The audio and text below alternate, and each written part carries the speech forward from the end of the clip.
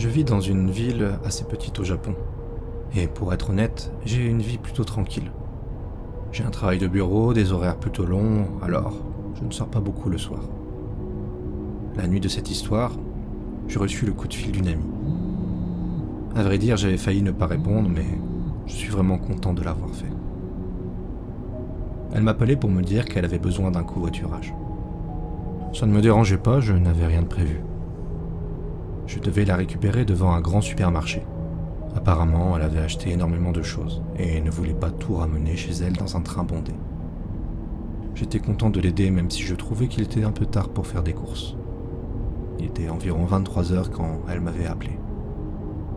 Comme j'avais moi-même besoin de 2 ou 3 trucs, j'étais entré dans le magasin pour la rejoindre. À cette heure-là, le supermarché était quasiment vide, alors qu'en journée, il était habituellement rempli. Nous payâmes nos achats et nous dirigeâmes vers le parking. Il devait être minuit à ce moment-là. Un groupe d'hommes sortit d'un game center à proximité, un genre de salle d'arcade. Je suppose qu'ils sortaient parce que l'établissement était sur le point de fermer. Ils se dirigèrent vers leur voiture en discutant entre eux tout en nous regardant. Mon amie me dit soudain qu'elle ne se sentait pas bien, alors nous décidâmes de partir.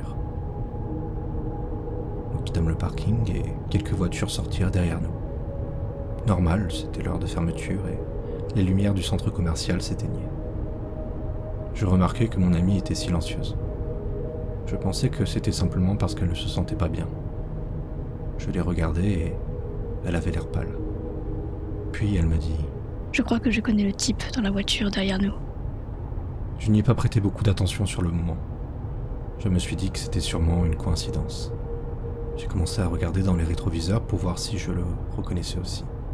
Et soudain, mon amie a dit d'une voix sèche « Ne regarde pas en arrière. » J'ai compris pourquoi elle était si mal à l'aise.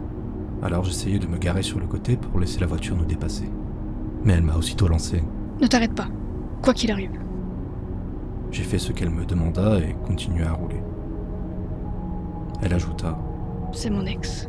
Si tu t'arrêtes, j'ai peur qu'il vienne essayer d'ouvrir la portière. » Ok, là c'était du sérieux, m'étais-je dit. Je décidai de ne pas prendre l'autoroute. Je voulais éviter les feux rouges parce qu'à l'arrêt, les portes de ma voiture se déverrouillent automatiquement, même quand elle est encore sous contact. J'ai donc emprunté les routes secondaires. Bon sang, avec le recul, c'était une très mauvaise idée. J'aurais sans doute dû m'arrêter dans un resto de nuit ou dans un combini. Vous savez, un endroit éclairé avec du monde autour, mais je pense que mon ami aurait paniqué si j'avais fait ça. Alors j'ai continué à rouler sur ces routes de campagne, petites et isolées, jusqu'à ce qu'elle se calme un peu. La voiture derrière nous suivait à chaque virage. Plus nous nous éloignions de la ville, moins il y avait de voitures sur la route. À un moment, il n'y avait littéralement plus que nous et la voiture derrière. Elle a commencé à accélérer, me forçant à aller de plus en plus vite. Je lui demandai « Pourquoi est-ce qu'il nous poursuit ?» Elle me répondit « Je crois que je l'ai mis en colère. Je veux pas rester seule chez moi cette nuit. » Puis elle se mit à pleurer et je n'eus pas vraiment de réponse claire. La situation devenait de plus en plus angoissante. Je ne savais pas comment tout ça allait finir et je ne voulais même pas essayer d'imaginer quelque scénario que ce soit. Je continuais à conduire, il n'y avait pas grand-chose d'autre à faire. Mais une idée me vint en tête. Ma voiture était plutôt petite, celle derrière nous était beaucoup plus grosse. Et si je prenais une route très étroite ? Peut-être qu'il aurait peur d'abîmer sa voiture et renoncerait à nous suivre. Je décidai de tenter le coup et je tournai à la première route étroite que je trouvais. Je gardais un œil sur le GPS, cherchant une issue. Je ne voulais surtout pas finir dans une impasse. Je devais continuer à rouler ou au moins atteindre un endroit sûr, car je ne voulais pas laisser mon amie rentrer chez elle dans l'état où elle était. J'ai pensé appeler la police, mais je savais qu'ils ne feraient probablement rien. On dirait qu'ils n'interviennent qu'après les faits, jamais pendant. Mon amie sanglotait à côté de moi, puis elle s'excusa de m'avoir entraîné dans cette situation. Je veux dire, j'aurais dû comprendre que quelque chose n'allait pas. Elle ne m'avait jamais appelé auparavant pour une simple course au supermarché. Elle me dit qu'elle m'avait appelé parce qu'elle n'avait personne d'autre vers qui se tourner. Je lui dis que ce n'était pas grave, je voulais juste savoir où je devais l'emmener. Elle me répondit Ne me ramène pas chez moi. Si on l'a semé, c'est là-bas qu'il m'attendra. Tu peux m'emmener à la gare? Je lui proposais de passer la nuit chez moi, mais elle refusa catégoriquement. Elle disait qu'elle m'avait déjà causé assez de problèmes. C'est là que je réalisais quelque chose. Les courses qu'elle avait faites ressemblaient à celles de quelqu'un qui préparait une fugue. Il y avait même du matériel de camping. J'ignorais que la situation était aussi grave. Je ne comprenais pas tout, mais une chose était sûre, l'homme qui nous poursuivait était très dangereux si fuir la ville était sa meilleure option pour rester en vie. Elle me dit qu'elle passerait la nuit dans un hôtel, qu'elle descendrait du train, loin d'ici, qu'elle ferait profil bas. Elle comptait changer régulièrement d'hôtel pour ne pas être localisable. J'avais de la peine pour elle, vraiment. Elle me dit qu'elle avait l'impression qu'il la surveillait constamment, qu'il savait toujours où la trouver. Ça m'a fait froid dans le dos. Je ne voulais pas trop l'interroger sur son ex, mais ma curiosité me rongeait. Je lui ai quand même dit « Il a vraiment l'air d'un type horrible. » Elle me répondit. Ce n'est pas juste lui qui me cherche, son groupe d'amis aussi. Ce qui était encore plus flippant.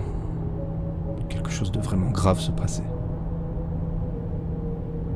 Je réussis à reprendre la route pour revenir en ville et l'amener à la gare, comme elle l'avait demandé. J'étais convaincu que nous n'étions plus suivis. J'étais certain qu'il avait abandonné. Elle descendit à la gare, mais le prochain train ne partirait qu'à 6h du matin. Je ne pouvais pas la laisser seule aussi longtemps dans cet état. Je lui proposais d'aller dans un McDonald's ou un truc du genre, juste pour s'asseoir et parler un peu. Et j'ai bien fait. Elle me raconta davantage ce qui s'était passé avec son ex. Elle me dit qu'il n'avait pas du tout accepté la rupture, qu'il l'avait agressée, battue, qu'il avait menacé sa famille et ses amis, qu'il essayait de la terroriser pour la forcer à revenir avec lui. Il était aussi persuadé qu'elle avait couché avec ses amis. Tout ça était survenu après qu'elle ait découvert qu'il utilisait plusieurs applications de rencontres et de plans cul. Une de ses amies célibataires lui avait montré son profil et elle l'avait confronté. Elle me dit que ses amis étaient aussi des harceleurs, comme lui. J'étais choqué, j'avais du mal à suivre toute l'histoire. Honnêtement, à l'écouter, ils avaient tous les deux l'air coupables d'infidélité. Puis elle s'est tournée vers moi et m'a dit « Oublie-moi, d'accord, je ne veux plus avoir de contact avec toi. » C'était triste, bien sûr, de perdre une amie. Mais en même temps, je n'avais aucune envie de me retrouver mêlé à ces types bizarres et d'être poursuivi la nuit par des inconnus. Je me sentais vraiment très partagé. Elle s'est remise à pleurer, répétant « Cette fois, tout est vraiment de ma faute. » Après l'avoir aidée à porter ses sacs jusqu'au quai, elle se retourna vers moi, me donna 10 000 yens et me dit « Merci, je te serai toujours reconnaissante pour cette nuit. » Et ce fut la dernière fois que je vis mon ami.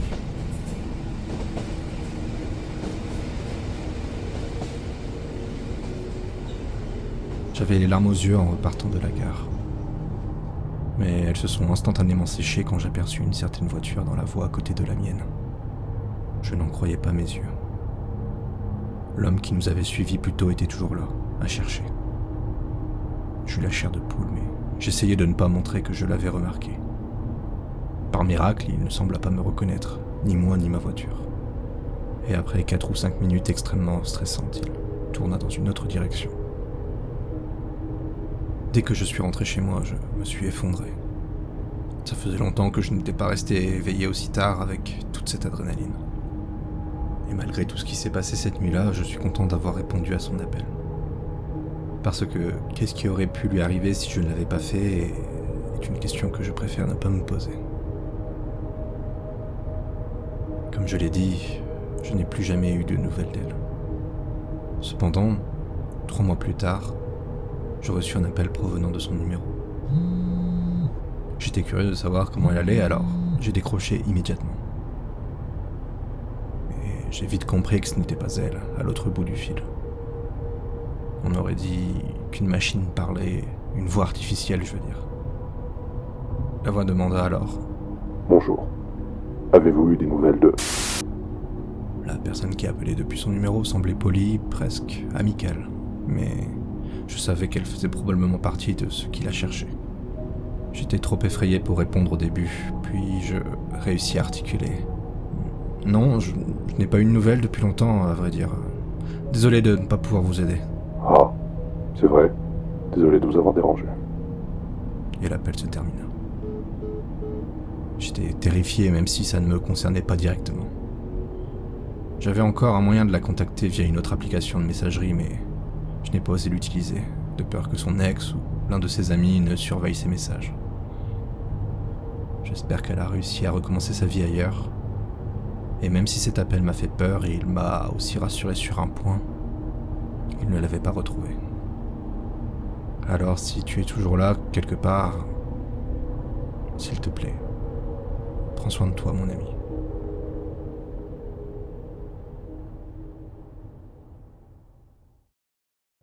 Aïe autre fidèle, j'espère que cette histoire vous aura plu. Dites-moi en commentaire votre ressenti. Si vous avez des histoires à raconter, de préférence des expériences personnelles, n'hésitez pas à tester votre plume et m'envoyer par mail vos écrits. De même, s'il y a des histoires connues ou moins connues que vous aimeriez me voir traduire et m'écouter lire, faites-moi en part en commentaire. Un grand merci aux abonnés Tipeee qui soutiennent la chaîne et donc tous les projets en cours. Leur générosité est énormément appréciée. N'hésitez pas à m'aider vous aussi si vous le pouvez, lien en description et en top commentaire. Je vous dis à bientôt pour d'autres frissons, d'autres histoires d'horreur en ma compagnie.